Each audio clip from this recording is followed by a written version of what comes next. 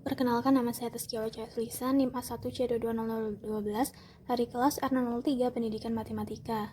Baiklah, di sini saya akan menjelaskan tentang soal-soal dari halaman 110 sampai halaman 115 sesuai dengan NIM saya, yaitu genap. Yang pertama pada halaman 110, yaitu nomor 8.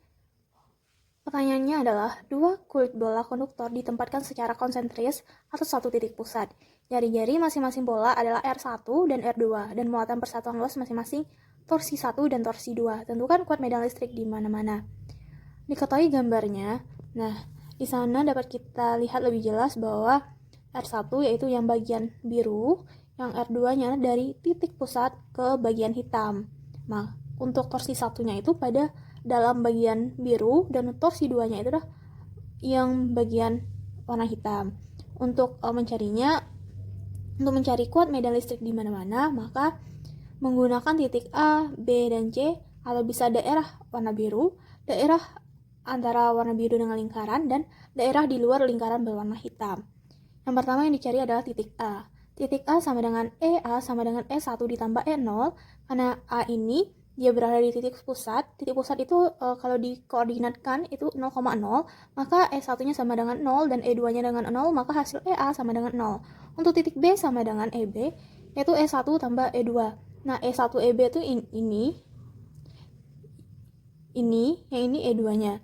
E1-nya itu Q1 dibagi 2A1 sigma 0, karena E2-nya itu terletak di titik pusat, maka sama dengan 0. Maka Q1 ditambah Q1 per 2A1 sigma 0 ditambah 0, karena Q per A itu, Q1 per A1 itu sama dengan torsi 1, maka torsi 1 per 2 sigma 0. Untuk titik C sama dengan EC sama dengan E1 ditambah E2. Nah, E1-nya yang ini, E2-nya yang ini. Nah, E1-nya sama dengan Q1 per 2A1 per 2A1 sigma 0 ditambah Q2 per 2A2 sigma 0. A itu sama dengan luas penampang. Maka diketahui Q1 per A1 sama dengan torsi 1, maka torsi 1 per 2 sigma 0.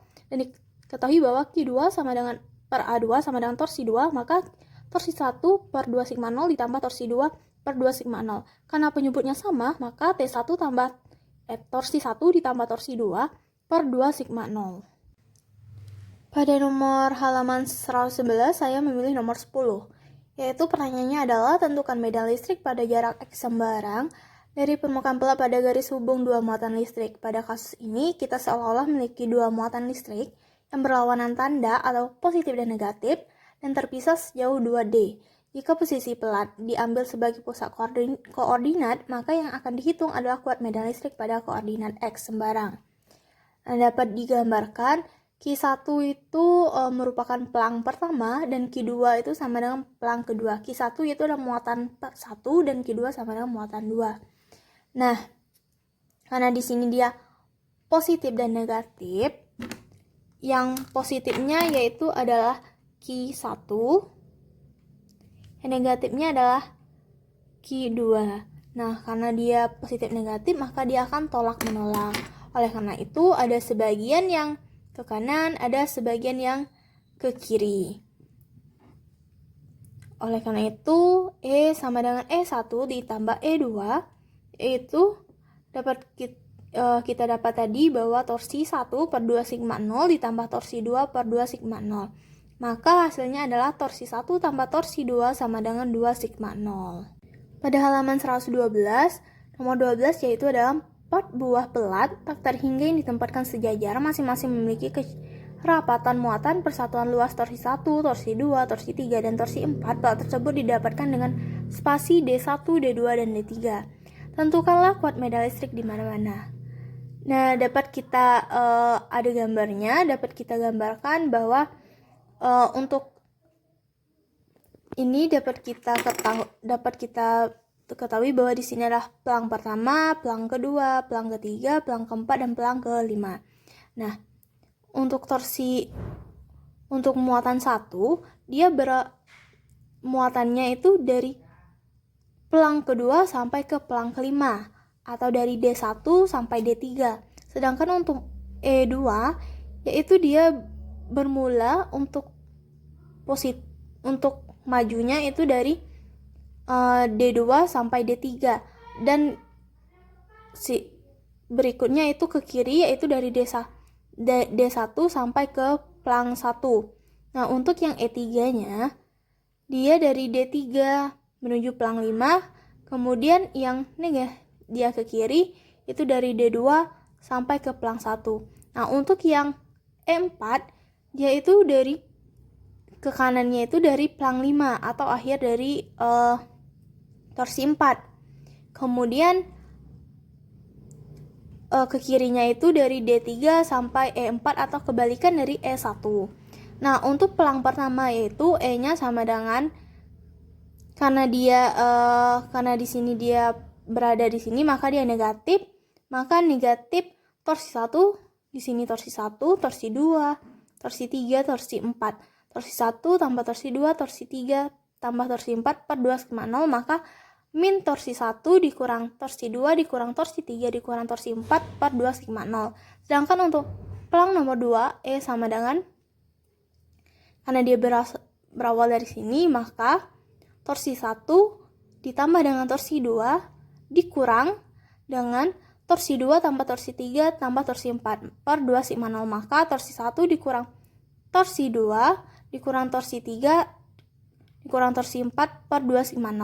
Sedangkan di sini yang sigma 3, sebelumnya bahwa sigma 2 itu torsi 1 dikurang torsi 2, torsi 3, torsi 4. Sedangkan kalau yang E3 yaitu torsi 1 ditambah torsi 1 ditambah torsi 2 dikurang dengan torsi 3 ditambah torsi 4 maka per 2,0, maka hasilnya adalah torsi 1 tambah torsi 2 dikurang torsi 3 dikurang torsi 4 per 2,0.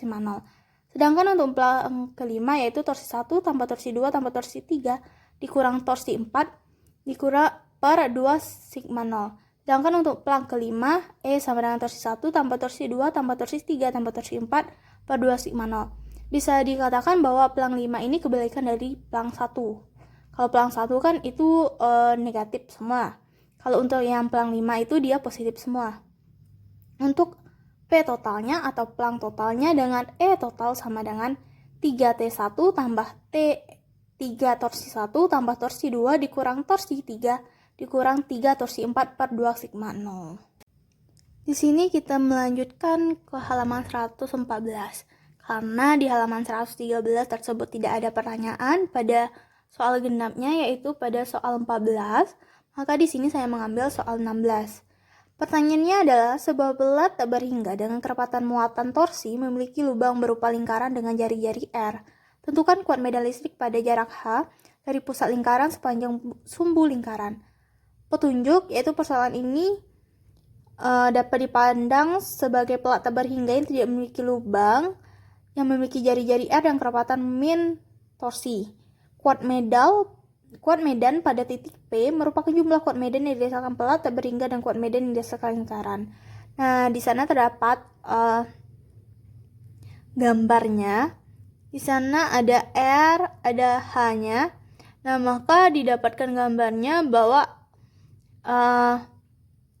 untuk mencarinya ada gambar A, min A itu sama dengan koordinat, yaitu sama dengan A yang di sana ada positif, yang di sini ada negatif. Nah, diketahui atau petunjuk dari soal tersebut, kuat medan listrik yaitu berada di titik P atau sama dengan P. Kemudian kuat medan pelat tak berhingga yaitu E sama dengan torsi per sigma 0 dan kuat medan lingkaran. Yang ditanya adalah kuat medan listrik pada jarak H dari pusat lingkaran sepanjang sumbu lingkaran. Dimisalkan panjang sisi pelat yaitu sama dengan 2D. Nah, dapat digambarkan bahwa di sana terdapat sebuah segitiga siku-siku dengan H, R besar dan R kecil. R besarnya kita ketahui didapatkan dari gambar. Kemudian R kecilnya itu bisa disebutkan dengan bahwa itu adalah R aksen. Nah, jadi R kecil sama dengan R kuadrat kecil sama dengan per akar H kuadrat ditambah R kuadrat besar.